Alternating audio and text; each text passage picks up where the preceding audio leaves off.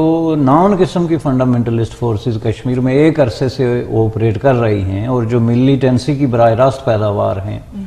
ان کی طرف سے اس کے خلاف جو ہے وہ زیادہ ری ایکشن ہوا، اور انہوں نے یہ اعلان کر دیا کہ جی اگر یہ قانون بن گیا ہے تو ہم سری نگر کی جو عیدگاہ ہے یا بڑی لال چوک ہے یا جو امپارٹنٹ جگہ ہیں ہم وہاں پہ جو ہے گائے کو ذبح کریں گے۔ اور اس طرح کا ایک واقعہ پہلے بھی وہاں پہ ہوا تھا، 80s میں ایک آدمی تھا جس نے اس طرح ایک گائے کی قربانی جو ہے وہ شہر میں دی تھی۔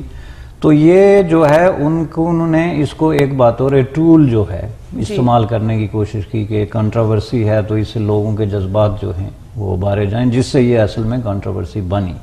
ورنہ اگر اس کو اس طرح کے آپ پس منظر میں دیکھیں تو اس میں کنٹراورسی والی کوئی بات جو ہے وہ مجھے نظر نہیں آتی۔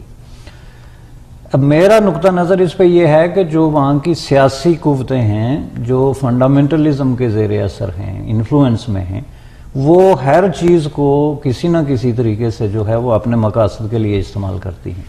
اور مقاصد ان کے ظاہر یہ ہیں کہ فنڈامنٹلزم کو مزید کیسے پھیلایا جائے اور مسلمانوں کے زیادہ سے زیادہ جو ہے وہ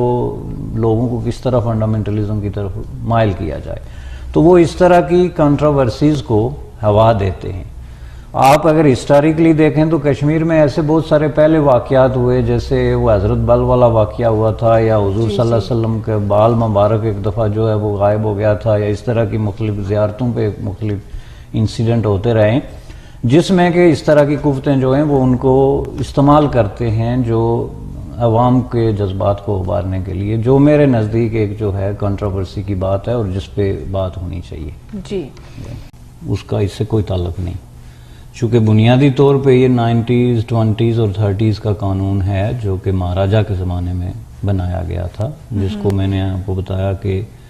اس کو رمبیر پینل کوڈ کے نام سے جانا جاتا ہے، جس میں کہ یہ سیکشن شامل کیا گیا کہ آپ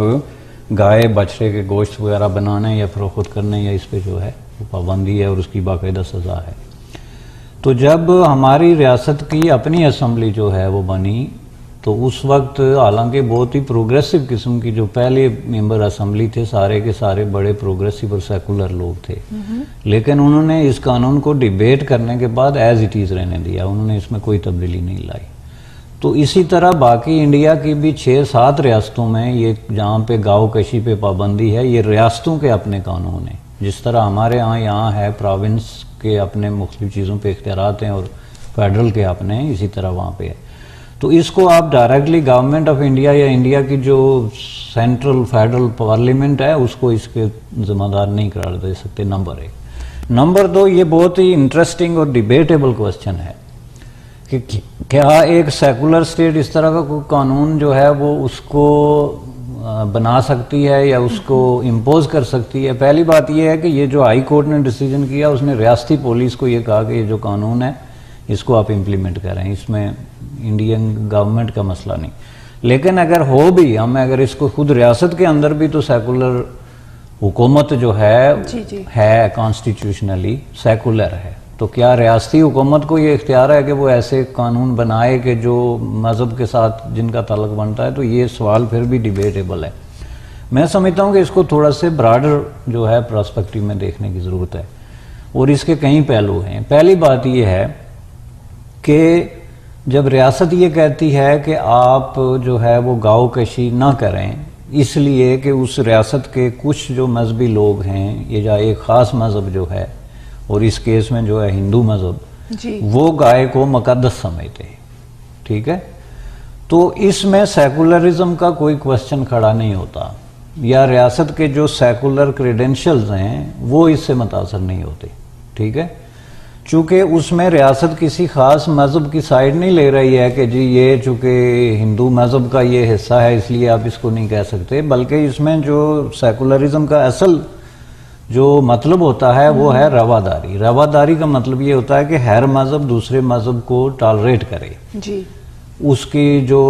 مختلف قسم کے اس کے جو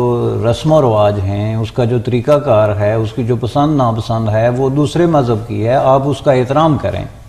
نہ کہ آپ جو ہے وہ اس کے لیے جو ہے وہ کوئی مسئلہ کھڑا کریں۔ تو اس لیے یہ سیکولرزم سے متصادم نہیں ہے۔ اور دوسری بات یہ ہے کہ یہ اس کو اگر آپ دوسری طریقے سے دیکھیں تو گائے کا گوشت جو ہے اس کو ممنوع قرار دینا سیکولرزم کے خلاف کوئی اقدام قرار نہیں دیا جا سکتا لیگلی سپیکنگ. اور دنیا کی بڑی بڑی جو مسلمہ قسم کی ڈیموکریسیز اور سیکولر کنٹریز ہیں ان کے اندر ایسے قانون مختلف ریاستوں میں موجود ہیں. مثلا یونائٹڈ اسٹیٹ آف امریکہ کی جو ریاست کیلیفورنیا ہے اس میں گھوڑے کا گوشت جو ہے اس پہ پابندی ہے. ٹھیک ہے جی. اب یونائٹڈ اسٹیٹ آف امریکہ کے سیکولر ہونے پہ یا اس کی ریاست کیلیفورنیا کے سیکولر ہونے پہ جو ہے ایک دم وہ نہیں اٹھایا جا سکتا چونکہ وہاں پہ کسی بھی شخص کو گھوڑے کا گوشت بنانے یا کھانے پہ پابندی ہے. ٹھیک ہے جی. اس طرح آسٹریلیا میں جو ہے وہ بھی اسی طرح کا قانون جو ہے وہ موجود ہے اور ہانگ کانگ میں بھی قانون موجود ہے کہ مثلا آسٹریلیا میں یہ قانون ہے کہ کیٹ اینڈ ڈاگز جو ہیں ان کے گوشت پہ پابندی ہے. اس کی ریزن وہ یہ بتاتے ہیں کہ یہ چونکہ کمپینین اینیملز ہیں تو ان کو سلاٹر کرنا یا ان کا گوشت کھانا غیر اخلاقی بات ہے. اس کو بنیاد بنا کے آسٹریلیا جیسی ڈیموکریسی اور سیکولر حکومت جو ہے اس نے یہ قانون اس کو سسٹین کیا ہوا ہے. ہانگ کانگ کے اندر بھی یہ قانون ہے. اب انڈیا کے اندر اگر یہ اس طرح کی ریاست کو قانون بناتی ہے تو وہ اس بیس پہ بناتی ہے کہ یہاں کا جو میجارٹی ریلیجن ہے وہ ہندوازم، آل دو کہ کشمیر میں میجارٹی ریلیجن نہیں ہے، میں پورے انڈیا کی بات کر رہا ہوں. تو اس کے لوگ جو ہیں وہ چونکہ گائے کو مقدس سمجھتے ہیں، گائے ماتا جو ہے وہ اس کو تصور کرتے ہیں، تو اس لیے ان کو اس کے احترام میں اس کا سلاٹر جو ہے وہ نہیں کرنا چاہیے. تو اس سے جو ہے اس کا مطلب یہ نہیں ہے کہ ریاست جو ہے وہ ہندوازم کو سپورٹ کر رہی ہے. اس طرح تو یہ ہے کہ جو سینسٹیویٹیز ہیں دوسرے مذاہب کی، ممکن ہے مسلمانوں کے لیے کوئی چیز جو ہے وہ بہت زیادہ اہمیت کی حامل ہو تو ریاست یہ کہے کہ جی مسلمانوں کے لیے زیارتیں جو ہیں وہ بڑی اہم ہوتی ہیں، ان کی ایک مقدس حیثیت ہے جی. تو اس لیے ہندو جو ہے وہ زیارتوں کے سامنے کوئی ایسا غیر اخلاقی حرکت نہ کریں. تو اس کا مطلب یہ نہیں کہ ریاست کی سیکولر کریڈینشل ختم ہو گئی، بلکہ وہ سوسائٹی کے اندر مختلف مذاہب کی جو ہے وہ ایک یوں سمجھ لیں کہ جو ان کی کو ایگزسٹنس ہے اور ان کو ایک دوسرے کا احترام اور ایک دوسرے کے فری جو مذہب کے جو اپنی روایات ہیں ان کو لے کے چلنے کا جو سلسلہ ہے وہ ریاست اگر اس کو پروموٹ کر رہی ہے، پروٹیکٹ کر رہی ہے، تو وہ اس کا مطلب یہ نہیں کہ ریاست کے کریڈینشل جو ہیں وہ غیر سیکولر ہو گئے یا اس کے سیکولرزم پہ جو ہے وہ فرق پڑ گیا. جیسے کہ کچھ جو ہے وہ ایکسٹریمسٹ جو مسلم فیکشنز ہیں یا سوسائٹی کے کچھ سیگمنٹ ہیں وہ اس کو بنا کر پیش کرنے کی کوشش کر رہے ہیں. تو اس کو اس نقطہ نظر سے دیکھنے کی ضرورت ہے. تیسری چیز اس میں یہ ہے کہ یہ جو انڈین ہسٹری ہے، جو پورے انڈین سب کنٹیننٹ کی ہسٹری ہے، اس میں گائے جو ہے ایک کنٹراورسی شروع سے کئی 100 سالوں سے جو ہے وہ موجود ہے. ٹھیک ہے. اور اس کو جب تک ہم پورے پراپر طریقے سے ڈسکس نہیں کرتے ہمیں یہ مسئلہ جو ہے وہ سمجھ میں نہیں آئے گا. بات یہ ہے کہ یہ ہندو فنڈامنٹلزم کی ممکن ہے خواہش ہو کہ گائے کو مزید مقدس درجہ دے کے اس کو سلاٹر ہونے سے یا اس کا گوشت کھانے سے روکا جائے، لیکن اگر ہم اس کو ہسٹری کے صحیح تناظر میں دیکھیں تو اس پہ خود مسلمان حکمرانوں نے سب سے پہلے پابندی لگائی ہے. ٹھیک ہے جی. اس میں بابر نے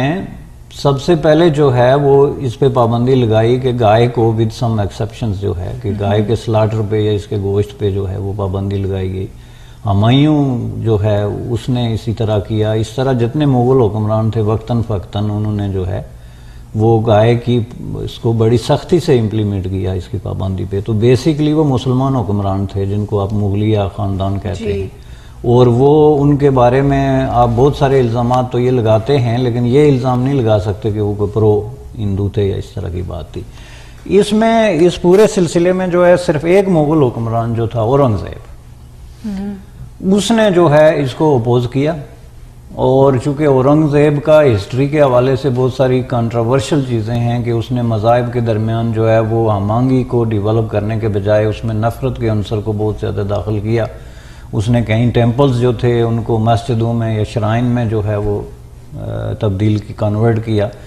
اور اس نے جو ہے یہ گاؤ کشی جو ہے مسجد میں گائے کی قربانی وغیرہ کے حوالے سے بھی کچھ اس کے کنٹروورشل اقدامات ہیں. اس لیے اورنگزیب کو نکال کے باقی جو بھی مغل حکمران تھے، خواہ اس میں بابر ہو، ہمایوں وغیرہ ہوں، وہ سب ہوں، انہوں نے اس کو بڑی سختی کے ساتھ جو ہے اس پہ بھی کیا. تو اس حوالے سے آپ اگر کشمیر کے اندر یا کہیں بھی جو لوگ اپنے آپ کو مسلم انہیریٹنس اور مسلم دور کے وارث کہتے ہیں کہ جی ہم نے ہندوستان پہ 1000 سال تک حکومت کی، ان کو یہ دیکھنا چاہیے کہ انہی کے دور حکومت میں یہ قانون جو ہے وہ ہندوستان میں بڑی سختی سے جو ہے وہ لاگو رہا ہے، حالانکہ اقتدار جو ہے وہ مسلمانوں کے ہاتھوں میں تھا. تو اس لیے آپ اس کو اسپیسیفکلی کوئی ہندو فنڈامنٹلسٹ یا بی جے پی کی حکومت یا اس طرح کے مذہبی گروپوں کے انفلوئنس کو ذمہ دار نہیں ٹھہرا سکتے. یہ چونکہ ہوتا آیا ہے، یہ ایک جو ہے ان صدیوں سے انڈیا کی پالیٹکس میں ایک خاص ایشو رہا ہے. ٹھیک ہے. Thank you, Mr. Khan. Viewers, we will be taking a short break. We will see you soon.